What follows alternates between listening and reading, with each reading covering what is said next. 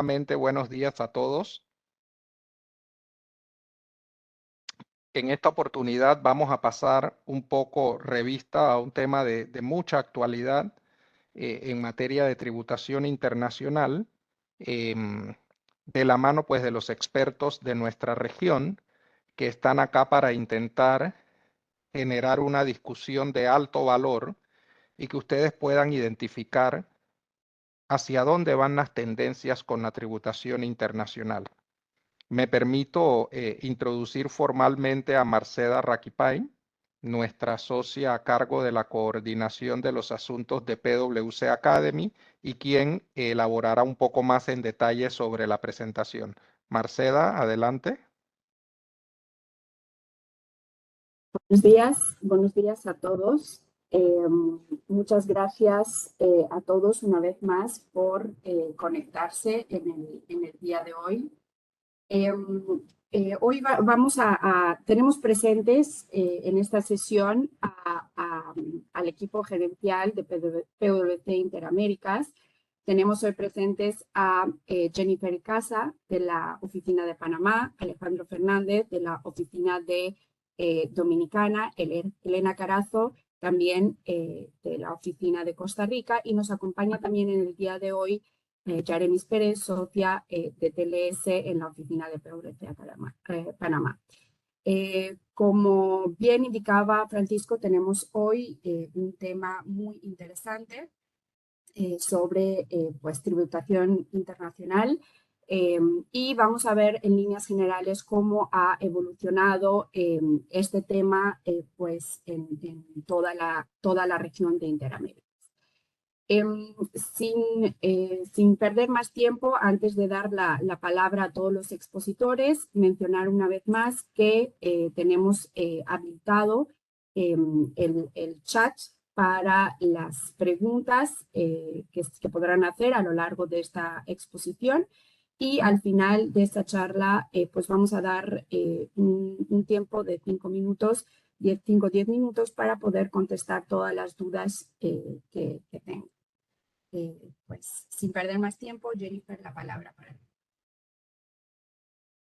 Muchas gracias, Marceda. Buenos días a todos. En la mañana de hoy, como bien indicaron en un principio, tenemos expertos en materia de tributación internacional de los países de la región. Y bueno, para dar inicio a este intercambio tal vez de experiencia en cuanto a temas de tributación internacional, comenzamos un poquito con el antecedente. Esto es, ¿de dónde derivan las firmas de convenios para evitar la doble imposición con los países que conforman la región? Aquí, bueno, voy a ceder inicialmente la palabra a Alejandro para que nos cuentes un poco cuál ha sido la experiencia dominicana en el tema de la negociación de convenios para evitar la doble imposición. Gracias a todos. Para la parte de República Dominicana, nosotros tenemos firmados 2 convenios actualmente. Uno con Canadá, que fue emitido en los años 70, y el otro con España, que fue emitido recientemente en el 2014. Como sabrán, la República Dominicana ha tratado de adherirse a algunos de los lineamientos de la OSD y tal vez eso nos ha ayudado para poder tratar de firmar estos convenios que teníamos. Sin embargo, podemos hacer la historia donde básicamente el primero que se firmó fue en base a una empresa canadiense que estaba establecida en la República Dominicana, cual era muy importante. Por lo tanto, para evitar, usó sus recursos para que se promulgara dicho convenio. Luego viene el convenio con España, que se emite recién, donde se realiza con la intención de que la gran inversión que hay de España, de inversión española que existe en el país. Por el momento, la forma de implementación fue general ahora, a través de se emitió una norma general para cómo se otorgarían los beneficios que convienen en el convenio. Sin embargo, estos beneficios, cuando revisamos la norma, tienen cierta indisposición con los beneficios que está dentro del convenio.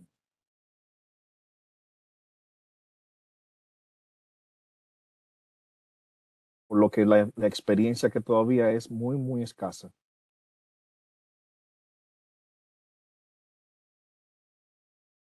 Gracias, Alejandro. Por lo menos te comparto yo y le comparto a los que están presentes que de parte de Panamá, lo que nos motivó a la firma de convenios para evitar la doble imposición, sin duda alguna, es ese deseo de salir de las listas grises, negras y multicolores, como les llamamos ahora, toda vez que estos eran los estándares que debíamos cumplir y este es el compromiso al que se adhirió Panamá. En la actualidad, como veremos más adelante, nosotros hemos logrado entre negociar y poner en contexto alrededor de 17 convenios tributarios que se encuentran efectivamente adoptados y en nuestra experiencia, por lo menos a la fecha, no se pretende discutir algún otro convenio para evitar la doble imposición, ya que la temática de Estado ha estado orientada hacia otro enfoque y es por ello que el gobierno entonces trabaja a fin de evitar que bajo otra perspectiva nos saquen de las listas que nos tienen determinados, ya sea como paraísos fiscales o jurisdicciones perniciosas. Y viendo esto desde la perspectiva de otros países como Costa Rica, que también mantienen convenios, la pregunta sería más orientada a ¿por qué si Costa Rica es un país que es miembro de la OCDE, mantienen menos convenios firmados y negociados que Panamá? Para eso invito a Elena a que nos comente. ¿Se escucha ahora? Gracias. Buenos días. Como comentaba Jennifer, Costa Rica es miembro de la OCDE desde el año 2021. Sin embargo, el enfoque que tomó el gobierno de Costa Rica fue distinto. No se dedicó a buscar jurisdicciones para firmar tratados, sino se enfocó a la transparencia, a la posibilidad de intercambio de información, a la posibilidad de cooperar y de la no opacidad. Entonces, la guía del gobierno de Costa Rica fue la firma de tratados para intercambio de información. Tenemos los 4 CDIs que tienen cláusulas de intercambio de información. Tenemos 18 acuerdos de intercambio de información. Tenemos el Convenio Centroamericano de Asistencia Tributaria y Aduanera. Y además tenemos la Convención sobre Asistencia Mutua en Materia Fiscal, elaborada por el Consejo Europeo y por las OCDE. Y es la convención más importante en materia de intercambio de información y asistencia. Tenemos la posibilidad de intercambios espontáneos, automáticos. En estos momentos se está utilizando mucho de conformidad con reuniones que hemos sostenido con la administración tributaria de una forma masiva, automática y estandarizada. Entonces, ese ha sido el camino que ha tomado el gobierno de Costa Rica. Excelente, entonces. Bueno, para terminar con esta parte del antecedente, aquí resumimos entonces los convenios adoptados por los países de la región. Panamá actualmente posee 17 convenios tributarios que entraron a regir por lo menos el primero con México a partir del 2010. En adelante, de los países de América se han adoptado también con Barbados, y de Europa también podemos mencionar, entre otros, a Francia, a España, a Portugal, también tenemos a Países Bajos, Luxemburgo, entre otros. Para República Dominicana, como bien indicó Alejandro, tenemos a Canadá y España. Para Costa Rica, Alemania, España, México y Emiratos Árabes Unidos. El Salvador mantiene un convenio con España. Y Honduras, Nicaragua y Guatemala a la fecha no mantienen convenios tributarios vigentes. Ya que entonces tenemos en marcha los convenios adoptados para evitar la doble imposición, pasamos al método de aplicación de estos convenios y las formalidades que conllevan en cada uno de los países.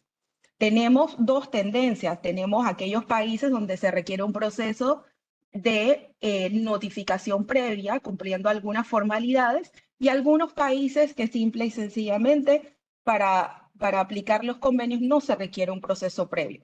Para esto le doy la palabra a mi colega Jorge Zamora para que nos brinde la experiencia desde la perspectiva de Panamá. Muchas gracias, Jennifer. Sí, definitivamente del lado de Panamá la experiencia ha sido muy interesante desde el punto de vista que desde hace ya varios años, pues en 2015 se formalizó ya digamos, los requerimientos de una manera más específica sobre cómo aplicar estos convenios, cómo acreditar el uso del mismo. Básicamente el contribuyente debe defender ante la autoridad tributaria el uso de los convenios. Si voy a aplicar un convenio, tengo que indicarle a la autoridad tributaria por qué es que puedo hacer uso del mismo, si mi contraparte en la otra jurisdicción tiene un certificado de residencia fiscal, si el mismo se encuentra vigente, presentarlo en original. Hemos visto muchas jurisdicciones que, por ejemplo, están emitiendo certificados de residencia fiscal que la forma de comprobar la originalidad del mismo es por medio de un número electrónico. Entonces, eso definitivamente ha llevado a la autoridad a replantearse cómo manejar estos temas, cómo calificarlo. Al principio, pues había un poco de renuencia, parece que ahora ya no es el caso, pero de cualquier manera siempre nos encontramos con esas diferentes formalidades que hay que cumplir. Yo tengo que identificar el tipo de renta, tengo que identificar también, tengo que presentar los contratos para lograr señalar qué es lo que respalda la transacción, y la congruencia entre los diferentes documentos que respaldan la transacción debe ser absoluta. Y en ese sentido, las facturas, los contratos, otra documentación de soporte que pueda ayudar a soportar la transacción, definitivamente se debe presentar a la autoridad tributaria. Y como podrán ver, entonces ya presentando toda esta información, sí se señala que debe ser bastante la información a presentar, y sí se debe sustentar y defender estos argumentos. A mí sí me aplica el convenio, yo sí estoy utilizando esta tasa reducida y la estoy utilizando porque realmente estoy realizando un pago a la otra jurisdicción, y realmente es una transacción que existe, es una transacción que tiene sustancia, es una transacción que mi contraparte en Panamá no ha creado un establecimiento permanente. Son diferentes temas que yo definitivamente debo presentar a la autoridad tributaria, y la autoridad tributaria puede que eventualmente se pronuncie o puede que no mencione nada. Entonces yo entiendo que todo está en línea. Eso del lado de Panamá. Gracias, Jorge. Alejandro, coméntanos un poco del procedimiento que se ha venido implementando en República Dominicana desde septiembre de este año. A partir de tal como establece Jorge, aquí ha sido muy similar. A partir de septiembre, como te habíamos mencionado anteriormente, se emite la norma 1122, donde se dice que tenemos que, para aplicar los beneficios, se hace una solicitud formal que debe hacer el contribuyente 30 días antes de haber pagado, y presentado el impuesto. Entonces, básicamente lo que están haciendo las autoridades, según la norma, lo que están planteando es que se pague primero y luego la DGI tendrá un plazo para responder con la aprobación para la aplicación del beneficio. Actualmente nuestra firma tiene algunos casos con clientes donde está revisando dicha posición emitida por la DGI, y estamos preparando un documento legal con donde exponemos la debilidad de la norma que fue recién publicada. Pero hasta ahora, como tú bien me acabas de mencionar, esta norma pues de recién aprobación, y digamos que fue en el mes de septiembre y que fue aprobada a vapor. Bien, Alejandro. Elena, en el caso de Costa Rica entendemos que no hay un procedimiento previo. ¿Cómo entonces el contribuyente hace uso del beneficio? En Costa Rica, como bien señalas, no hay ningún procedimiento previo, sino que el contribuyente autoliquida su obligación tributaria del impuesto de regresa al exterior, el agente retenedor, calcula cuál es su retención. Pero en esto ha sido clara la administración tributaria que la aplicación del tratado no es automática. Igualmente, la Dirección General de Tributación emitió una guía para aplicar CDIs dirigida tanto a los funcionarios tributarios como a los contribuyentes. También se emitió un decreto dirigido, porque ese fue nuestro primer convenio en el 2011, el convenio con España, dirigido a las detenciones de residentes españoles. Entonces, ¿qué es lo que nos dice la guía? La guía nos dice que tenemos que hacer primero un análisis de a quién vamos a aplicar el tratado. Entonces, con base en los artículos 1 y 4 de los convenios, vemos si es un residente de la jurisdicción con la cual tenemos el convenio, y lo que señala la guía es que necesitamos aportar el certificado de residencia fiscal. Este certificado de residencia fiscal debe ser apostillado y en caso que sea en otro idioma, con una traducción oficial, en el caso que la administración tributaria lo solicite. Es muy importante señalar que debemos, cuando aplicamos un tratado, tener un defense file. ¿Con qué objetivo? Porque, como les comentaba, queda a cargo totalmente del contribuyente aplicar el tratado, pero la administración tributaria va a tener sus posibilidades de efectuar actividades de control. Entonces, puede ser que de aquí a 4 años la administración esté tocándonos la puerta con una fiscalización, y es sumamente recomendable tener toda esta prueba localizable y bien estructurada. Entonces, como primer prueba y como primer punto de análisis, tenemos que tener a quién estamos aplicando el tratado, y la prueba sería el certificado de residencia fiscal. Como segundo punto, nos dice la administración tributaria que debe de tenerse como premisa en todos los casos de aplicación del tratado que exista una situación de doble imposición internacional. ¿Cómo se debe probar esto? La guía es totalmente omisa. Sin embargo, les comento, tuvimos un caso de una fiscalización de sumas supermillonarias, porque también la administración tributaria costarricense, ¿qué es lo que hace? Hace un traslado para determinar el impuesto de remesas al exterior, inmediatamente hace otro, eliminando como gasto deducible del impuesto de las utilidades ese gasto por no tener las retenciones correspondientes. Entonces, en este caso que les comento, las unidades de fiscalización dicen, no, la prueba para que exista una doble imposición es un acto de la administración tributaria, en este caso era la española, que señale que efectivamente el contribuyente incluyó dentro de su base imponible del impuesto a las sociedades esos ingresos. Eso es totalmente desde nuestra perspectiva ilógico.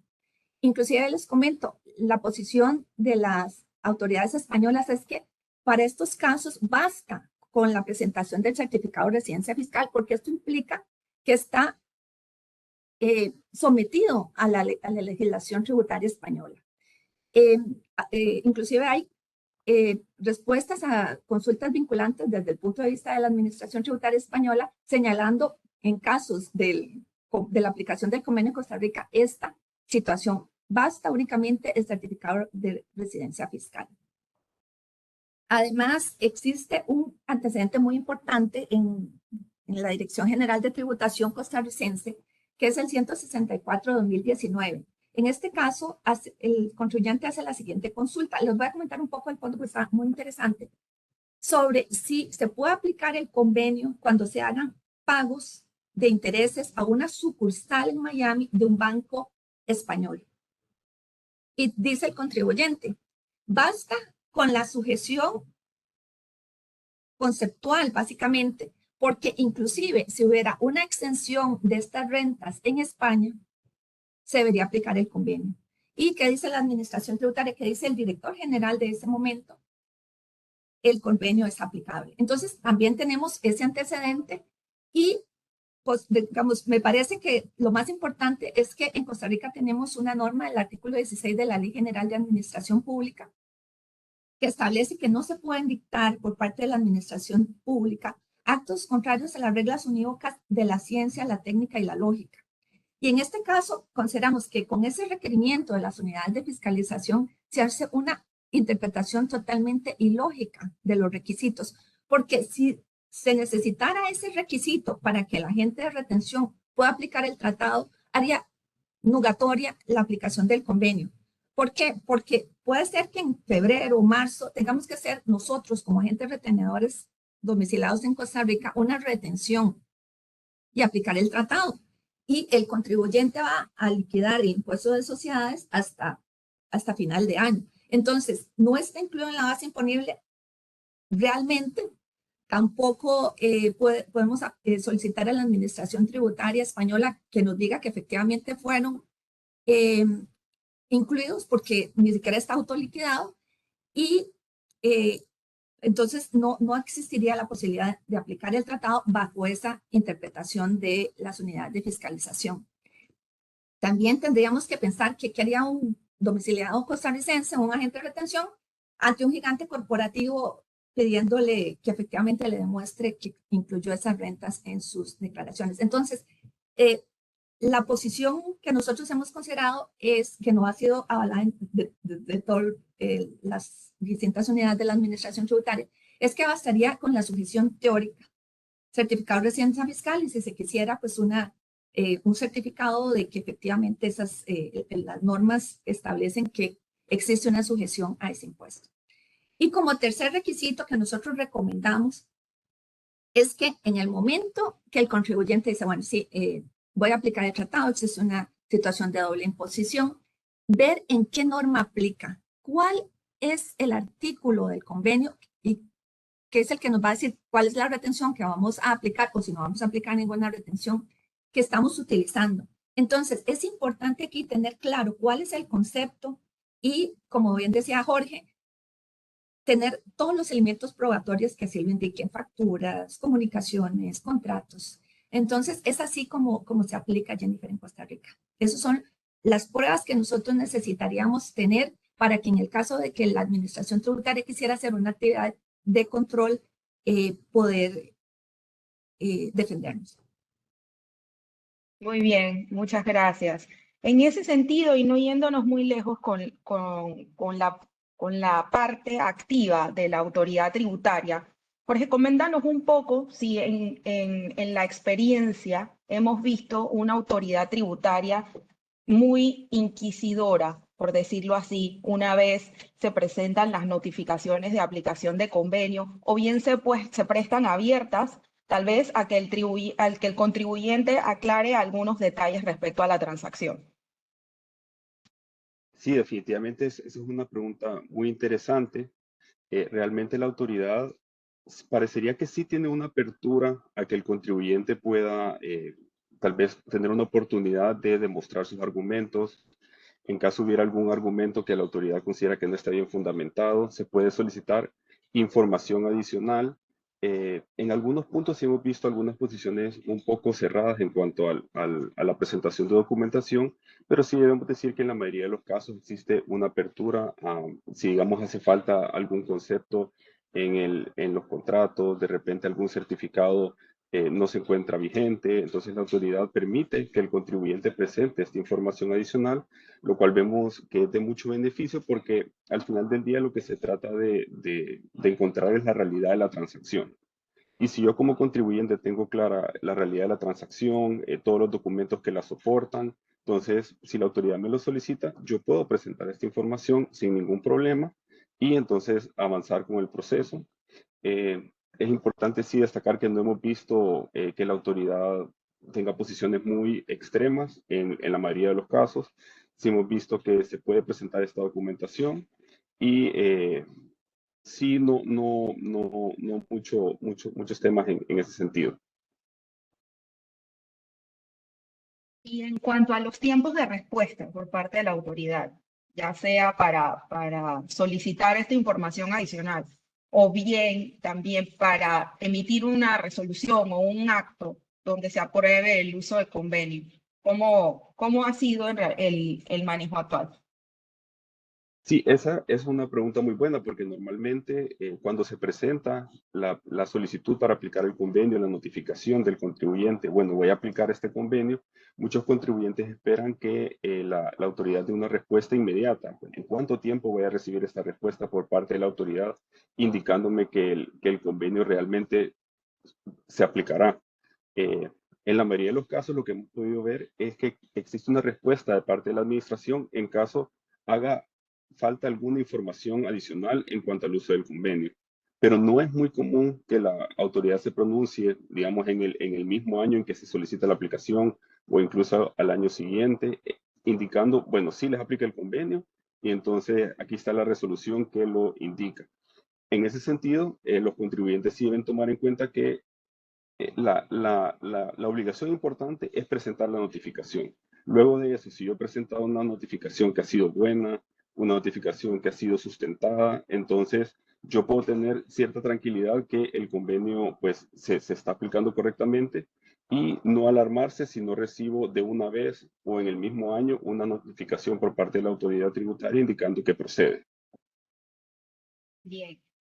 Y por último, Alejandro, en temas de fiscalización, estas notificaciones o aplicaciones de convenio daría o saltarían las alarmas a la autoridad tributaria para que realice algún tipo de alcance o fiscalización integrada al contribuyente. Mira, la verdad es que como todavía no hay mucha experiencia sobre la aplicabilidad del convenio cuando los cuestionamientos que pueden tener las autoridades. Luego que se somete básicamente el business case, donde están los requerimientos establecidos en la norma para solicitar la aplicabilidad de los beneficios del convenio, la DGI tiene un plazo de 10 días para aprobar o rechazar dicha solicitud. Pero hasta la fecha no sabemos de casos donde la DGI, al ver que una persona se quiera acoger, haya comenzado a realizar una fiscalización.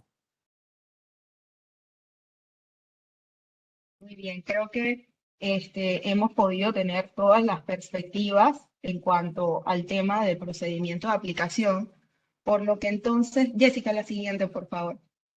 Vamos a hablar un poquito de lo que es el instrumento multilateral.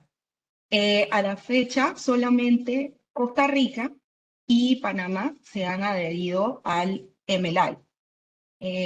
Jorge, ¿nos cuentas un poquito cómo ha sido el proceso de Panamá para acogerse al MLI?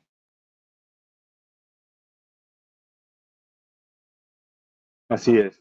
Bueno, desde el lado de Panamá, lo que se realizó fue, digamos, esta ratificación del MLI por medio de la ley 170 en octubre de 2020. Y esto tiene que ver pues con el resultado de la acción 15 de la OCDE. Y básicamente Panamá ha, digamos, incorporado a su normativa tres puntos importantes. El artículo 6, que tiene que ver con la prevención del abuso de los convenios, el artículo 16 y el artículo 7, que tienen que ver con, digamos, con evitar el abuso de los convenios e introducir cláusulas específicas a la normativa de los convenios. Realmente, al final del día, no es digamos, no es una renovación muy profunda, pero sí se establecen, digamos, nuevas pruebas que yo debo realizar. Por ejemplo, la del Principal Purpose Test, que es básicamente determinar pues, que el propósito principal para el uso del convenio no es realizar un abuso del mismo o no dejar de pagar los impuestos relacionados al convenio. Y esto tiene que ver con digamos, los planteamientos iniciales. Realmente los planteamientos iniciales de la aplicación de los convenios siempre ha sido, bueno, que la transacción sea real, que la transacción esté bien fundamentada, que el propósito principal de la transacción no sea abusar del convenio o de simplemente dejar de pagar algún impuesto, también de no ubicarse en una jurisdicción simplemente para hacer uso de los convenios. Entonces, en ese sentido, al final del día, digamos, los lineamientos son muy similares. La posición de Panamá ha sido adoptar los artículos estos que mencionaba, el 6, 7 y el 16, con la finalidad de cumplir con lo mínimo que se debe cumplir para aplicar el MLI. Y pues en ese sentido, lo que sí invitamos a los contribuyentes o digamos también a los clientes en general es a tener una revisión de cuáles son las modificaciones que se han hecho en cada uno de los convenios. Para esto, el sitio de la OCDE tiene una herramienta muy interesante que permite comparar cuáles son las modificaciones que ha hecho una jurisdicción y cuáles son las modificaciones que ha hecho Panamá para intentar hacer ese match y verificar entonces qué es lo que aplicaría. Por ejemplo, si determinada jurisdicción no lo está aplicando y Panamá sí, entonces pues no aplicaría, pero si Panamá lo está aplicando y la otra jurisdicción sí, entonces sí estaría aplicando. Entonces es importante estar informado sobre esta situación y ver qué particularidades pueden surgir, porque a raíz de la aplicación del Principal Purpose Test, pues yo puedo tener otras herramientas para defender que el convenio finalmente sí mete aplicación, que realmente yo estoy realizando una aplicación legítima del convenio y entonces es importante que los contribuyentes aprovechen esa oportunidad y que también estén en una posición adicional ahora de fundamentar que tienen acceso al convenio. Gracias, Jorge. Elena, Costa Rica. Costa Rica que es, podría decirse, nuestro representante en la OCDE de toda la región. ¿Cuál ha sido entonces la experiencia desde un miembro, de alguien que está dentro? En Costa Rica tenemos que el MLI fue aprobado por la ley 9751 y los documentos de ratificación, los instrumentos de ratificación se depositaron el 22 de septiembre del 2020. Sin embargo, como bien señalaba Jorge, estas son modificaciones a convenios internacionales que implican una coincidencia de voluntades en ambas jurisdicciones. Entonces, si un país no lo ha ratificado o la fecha de entrada en vigencia es posterior a la de Costa Rica, tendría que verse esa coincidencia de voluntades, las mismas normas y la misma fecha de entrada en vigor. Entonces, tenemos que la ley 9751 solo aplica para España y México. Los gobiernos de Alemania y Costa Rica decidieron hacer estas modificaciones vía protocolo. Entonces, todavía están negociando este protocolo. En el caso de Emiratos Árabes, por ser más nuevo, es a partir del 2021, ya recoge ciertas disposiciones de la acción 15, pero además el Emiratos Árabes utiliza el instrumento y hace algunas modificaciones. Pero ¿qué sucede en este caso? Que para Costa Rica, para que Costa Rica pueda aplicar estas disposiciones, para que ambas jurisdicciones puedan aplicar estas jurisdicciones, tendría que aplicarse el mismo procedimiento de emitir una ley. Entonces, aún no se ha iniciado este procedimiento en Costa Rica, así que tendríamos únicamente la ley, como les comentaba, para México y España. España, pues ya estaría vigente a partir del 1 de enero del 2023 y también las distintas jurisdicciones firmantes establecen una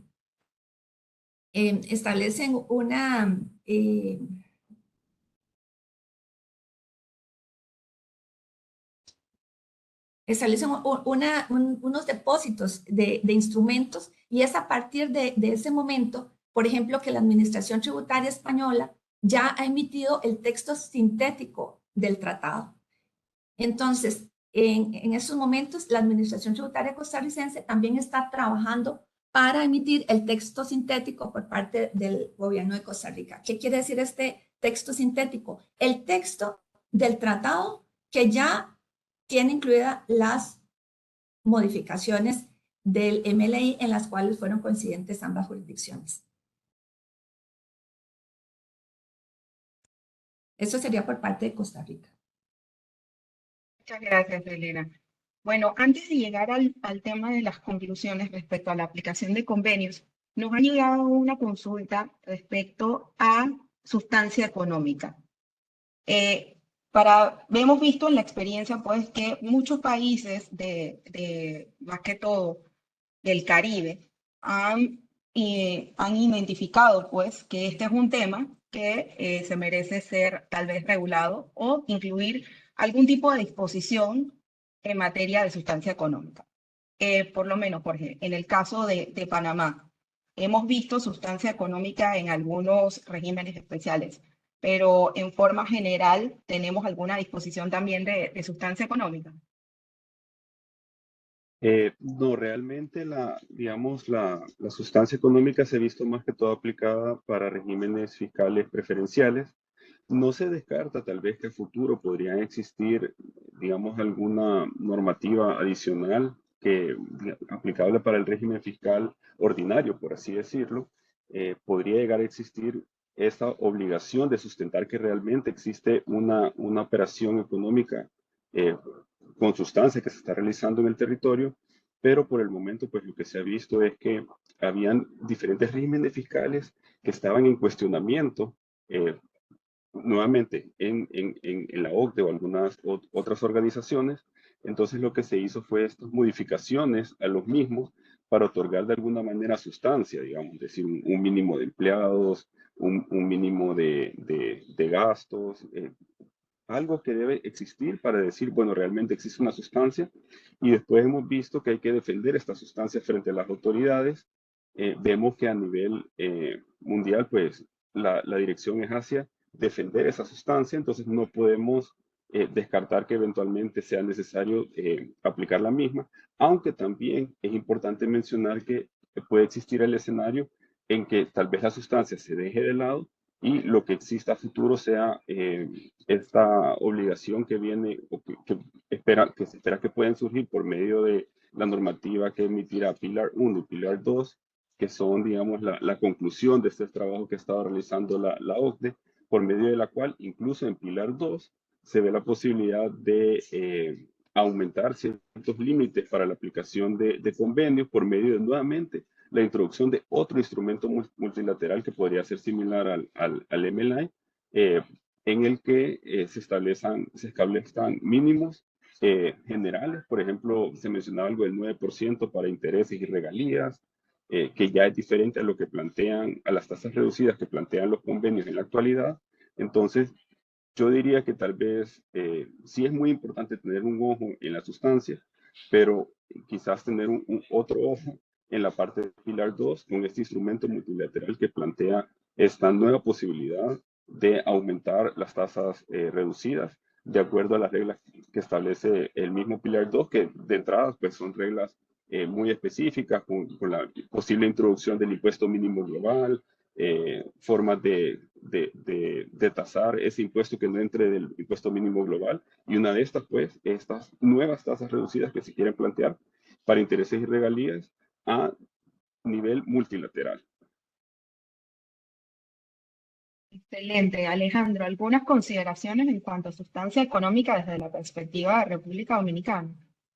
Sí, mira, en cuanto a la sustancia económica, generalmente las autoridades lo que han estado solicitando hasta nuestra experiencia han sido los certificados de residencia y algunos casos donde te piden tal vez los estados financieros y que tengan la cantidad de empleados que refleje la actividad de la empresa.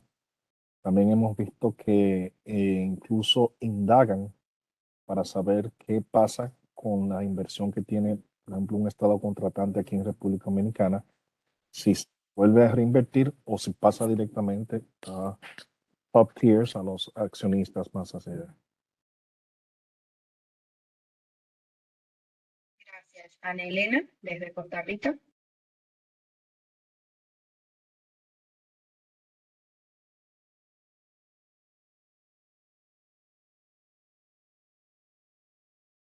Bien, parece que seguimos con los problemas de conexión.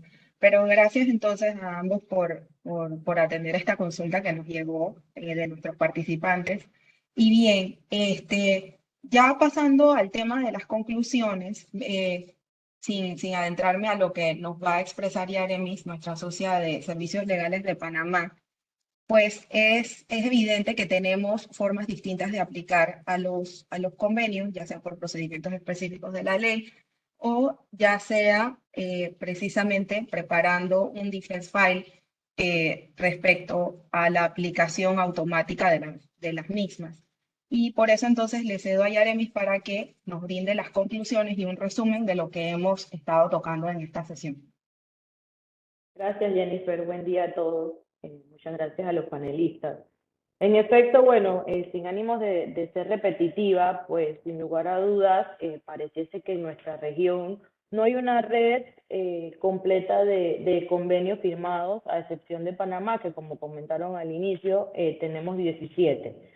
No obstante, a pesar de esto, no vemos al final que exista un tratamiento, llámese de acreditamiento o de defense file, que sea disímil. Al final el objetivo es el mismo, documentar fehacientemente la correcta aplicación de una tarifa reducida conforme las concesiones que sean en cada uno de los convenios firmados, ya sea por Panamá, Costa Rica y ahora República Dominicana, que está en ese procedimiento. Esto al final, obviamente, ya sea que le llamemos solicitud de acreditamiento previa, en el caso de Panamá, donde como bien repasó Jorge, es el procedimiento donde se presenta ese expediente que en Costa Rica se llama Defense File y que luego digamos que se activa ante una potencial auditoría. En el caso de Panamá, si bien es una solicitud de una notificación de acreditamiento previo, no obstante, en la práctica, como señalaba Jorge, los tiempos de respuesta, la verdad, no acompañan al objetivo inicial de presentar una notificación. No obstante, si me muevo a nuestro país hermano, Costa Rica, allá Elena nos compartía pues que es un defense file. Evidentemente es aquel expediente, así con el mismo objetivo del de precios de transferencia, que se construye para propósitos de evidenciar la correcta utilización de las tarifas reducidas que nos dan los convenios. Eso para comprobar, como se repasó, que el beneficiario efectivamente es residente de la jurisdicción de que se trate. El tipo de renta, dependiendo de la transacción, el tipo de renta y por consiguiente la cláusula que se aplique en el convenio. Eso sin lugar a dudas tiene que ir acompañado del contrato del acuerdo. La factura, porque hablaban, aquí consultaron al respecto del tema de sustancia, más allá, y eso lo hemos visto, por ejemplo, en Panamá, más allá de tener un contrato firmado por ambas partes, por ejemplo, en el caso de Panamá, Panamá va mucho más allá. No solo quiero ver la factura, sino evidencia de que el beneficiario efectivo de la renta o el beneficiario de la renta recibió los fondos. Entonces, ya no nos quedamos solamente en documentar la transacción con un certificado de residencia fiscal, con un contrato, con una factura, sino también el fisco quiere ver la recepción de los fondos. Entonces ese defense file, como yo les decía, ese procedimiento de defense file que comentaba Ana Elena al final, no dista mucho de lo que es en Panamá, solamente en que uno es a priori y el otro es posterior ante una fiscalización. No obstante, los tiempos de respuesta, por ejemplo, en el caso de Panamá, pueden en ocasiones ser de 3 hasta 5 años. Entonces, al final, bueno, ¿qué es mejor? ¿Preparar un defense file o hacer la solicitud a priori? Actuemos conforme nos lo dicta el ordenamiento jurídico de cada uno de nuestros países, pero con un único objetivo: tener documentada adecuadamente la correcta aplicación con los documentos internacionales o los documentos privados que soportan la misma.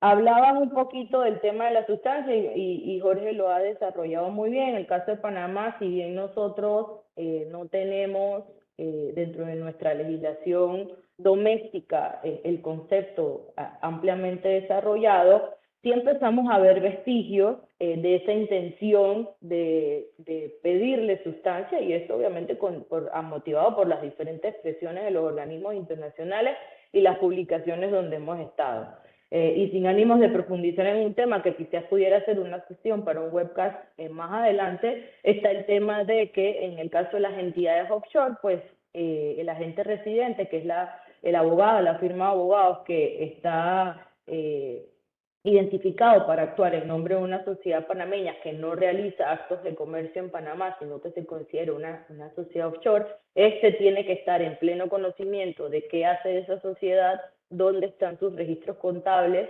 o tener acceso a esos registros contables. Entonces ahí empezamos a ver de que inclusive a esas sociedades inoperantes en Panamá se les empieza a solicitar que el custodio tenga cierta documentación que permita saber a qué se dedica.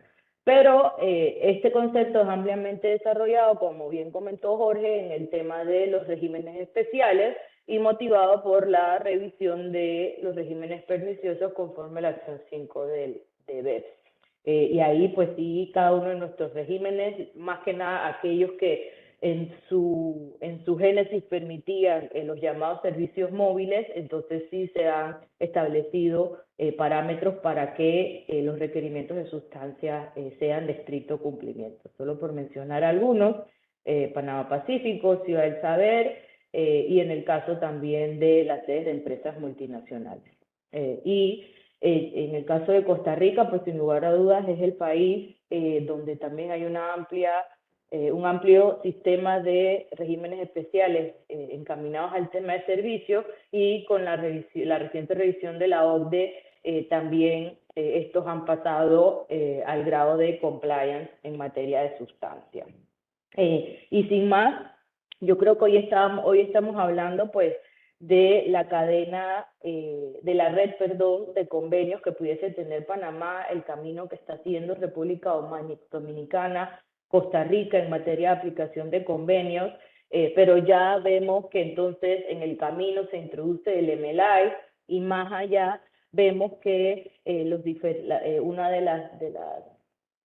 las intenciones del Pilar 1 y el Pilar 2 es que justamente estos convenios se evalúen y se modifiquen para propósitos de estandarizar tarifas únicas mundiales para propósitos de las transacciones intragrupos entre multinacionales, donde haya tarifas de retención establecidas para propósitos, ya sea, como bien señalaba Jorge, de intereses, de regalías. Entonces, hace 10 años, en el caso de Panamá, se ratifica el primer convenio, luego en el año 2020 se ratifica el MLI, y luego ya estamos viendo la evolución de la OCDE en materia de tributación internacional, y evitar obviamente la erosión de la base, estableciendo la iniciativa de que se revisen los convenios y por qué no se establezca un convenio exclusivamente para propósitos de la evaluación de las transacciones intragrupos en el caso de multinacionales. Bueno, sin más, Jenny, te cedo la palabra. Gracias, Yaremi. Excelente. Creo que ha sido un resumen que ha abarcado todos los aspectos que hemos visto durante el transcurso de la sesión. Ante todo, pues, darle las gracias a mis colegas Jorge, Alejandro, Elena, y también a todo el equipo que ha estado detrás de la coordinación de este webcast.